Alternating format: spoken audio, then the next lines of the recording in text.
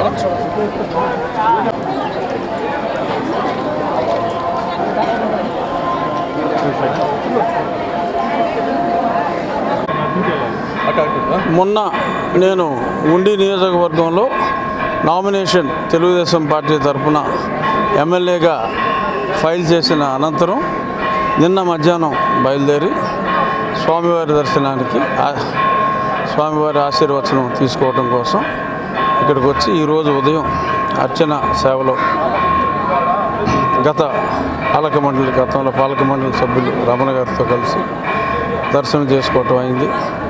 అత్యద్భుతంగా దర్శనం అయింది.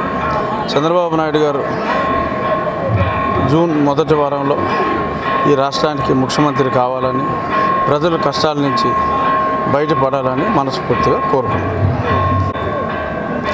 అంటే సంఘటన జరిగితే నిజంగా మంచి పరిణామం కాదు, అది ఒక అద్భుత కల్పన. సో కాబట్టి దాని గురించి అంతగా పట్టించుకోవాల్సిన అవసరం లేదు, ప్రజలు నవ్వుకుంటున్నారు. Thank you.